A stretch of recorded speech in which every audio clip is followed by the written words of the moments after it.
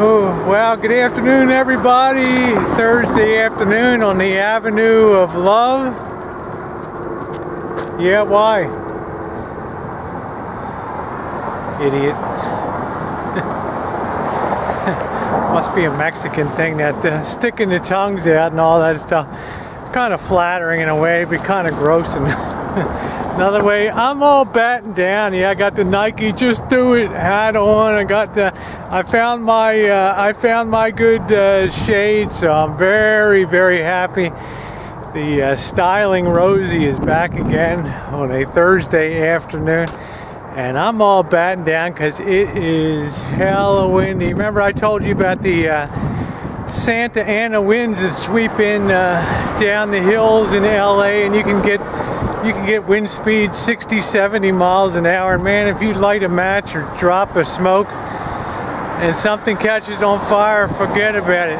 By the time the fire department gets up there, you're looking at hundreds of acres ablaze, a multi-day fire and all that kind of. Well, I don't know what it's called up here, up north, what the equivalent would be up in the Bay Area, but it's kind of the same deal up here with all the windiness and stuff like that. And like I went to work this morning, I went out and checked the tomato plants, and they were all good, you know. And I got home from work today. I checked them. It looked like they had been they'd been dead for 3 months. They were all dried out and everything, because the humidity is so freaking low here that it just sucks the moisture out of everything. I came home today and Wolfie was locked in the shine shack, right?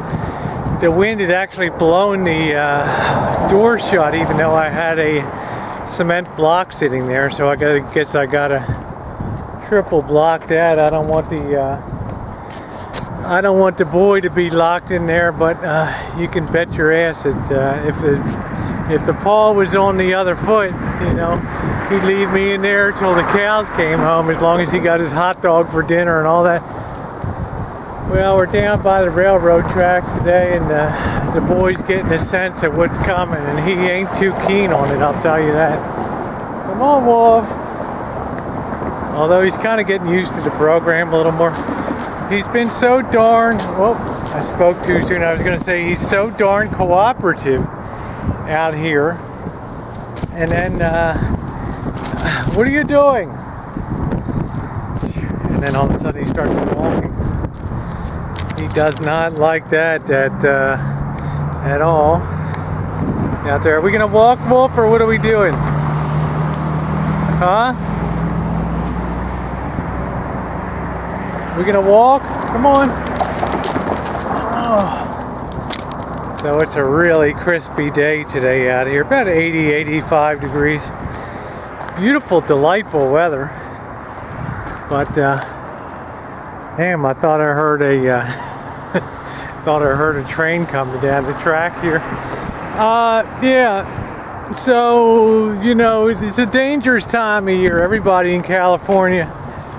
It's not in a major city like living in a concrete asphalt environment. They're always very worried this time of year, because we all live in fear of the fast-moving brush fire, like in, I think it was 1988, that just killed people up in Oakland Hills and destroyed hundreds of homes. And it just was absolutely crazy to try to get firefighting apparatus up in those hills. And you know, as a result, the laws were changed, so people had to clear off their brush. But be that as it may, that's not really the topic of today's Chooch. You know, I've been watching, you know, when you follow YouTube channels and you follow Facebook on a daily basis, and I'm blessed, you know, I manage a medical clinic, so I have a little time on my hands when things are occasionally slack through the day. I can sort of look in on things. And one of the things that really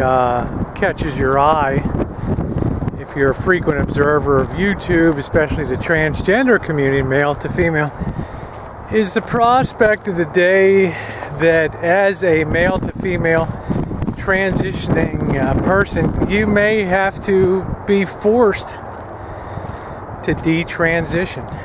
And it could be health In which case, you know, you do what you can do. Maybe you can still dress.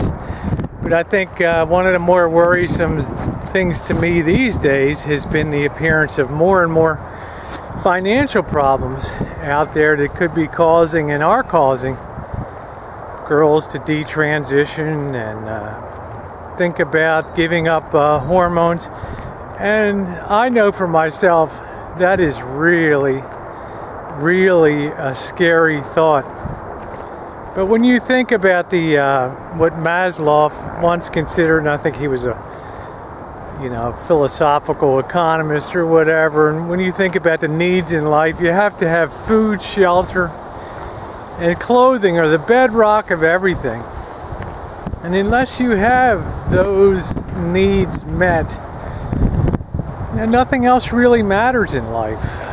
But it matters a lot to a T-girl, particularly if you've been on hormones and maybe you're a year in a transition and you like how you're progressing, and then lo and behold, you lose your job.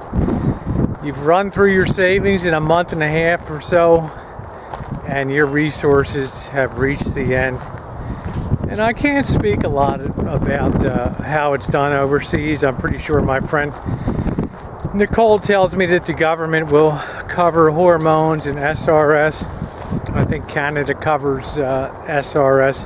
But in the United States, where I happen to live, government isn't going to be covering anything, because they consider things like Medicaid as just a basic safety net to just make sure that you're kept alive and don't have any medical things that could result in your death.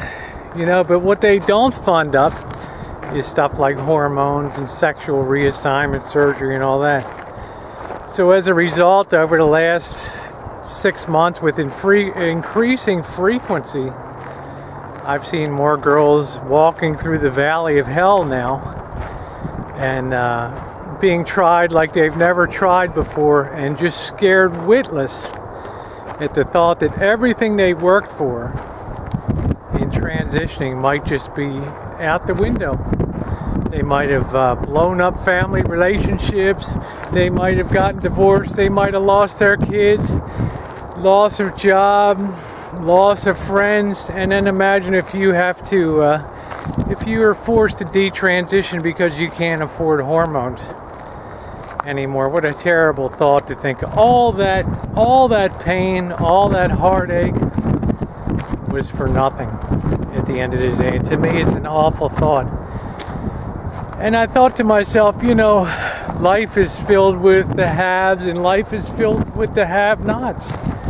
And then there used to be a much bigger sort of middle class in this country, but I fear now we're just polarizing into a huge have-not pile, and then the haves, smaller haves pile. And I just thought to myself, you can give through United Way, you can give to charity in other ways, or you can step up and make a difference in a person's life, or at least offer to make a difference in a person's life. And I guess I thought to myself, having seen a couple recent episodes and things of girls sort of running down to the nuts, basically, of running out of resources and stuff like that, that the thought of forced detransition and not being able to afford hormones was just too awful a thought for me to complicate. And I just can't sit by, having a decent job and everything else, without at least offering to extend the hand. So I did that this afternoon to a gal that's she does a lot for the TG community and things. I mean, I don't always, sometimes I don't think her means justify the end, but it's not my place to say. This person has a good heart. They're committed to their transitioning, and I just feel good for having reached out. I'm not here to have people probably disable comments on this video. I'm not here to have people, how wonderful, Rosie. I mean, who could do less? in life. I mean, hormones are not the most expensive thing in the world to maybe carry somebody for a month or two, so there's something that they don't, there's one less thing that they have to worry about in life, is being forced to detransition. And I tell you, it's that's what I call, to me, it's the scariest thing in transitioning, is the whole idea of finances, because so few girls are prepared financially for what awaits. And it's not like it was 15 years ago or so. 20 years ago, when I got myself off my ass and pulled myself up by my bootstraps and sort of rebuilt my fortune in life.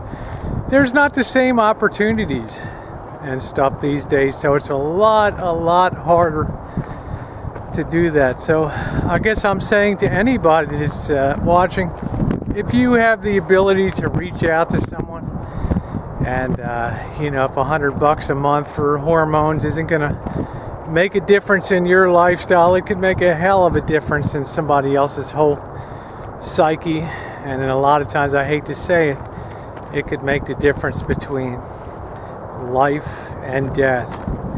If you're one of the fortunate ones, and I count myself as one, because I'm not a big spender in life, I'm more of a saver and an investor.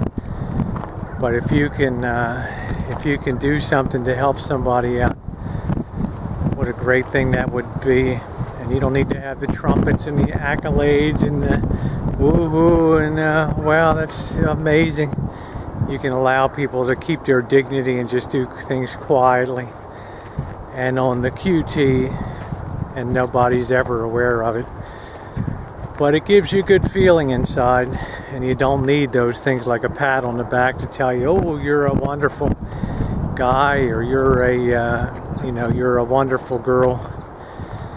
Because at the end of the day, as far as the male to female transitioning and transgender community, we're all sisters in this. I might not agree with everything and all the philosophies, all the advocacies, all the political brouhaha that some people bring, some girls bring to the table, but I'll be damned if I can just sit back and watch a girl do without at least hormones. Because I need to be able to sleep at night and just say, I tried to make a difference and reach out, and I suggest anybody with the wherewithal, if you can do that, that would be great. You see how well the Wolfie did today? He's so happy. He loves this breezy kind of weather. It's not outrageously hot. It's actually very comfortable. So we're going to go home and get the boy watered down, and then we're going to get some dinner ourselves, and just think about the state of things these days with government shutdown, and just count my blessings at night. And principal of my blessings are all of you out there in the in my YouTube audience, and all my sisters that I share my day-to-day experience, and all you wonderful guys that are so supportive of our community. Thanks. Have a wonderful Thursday night.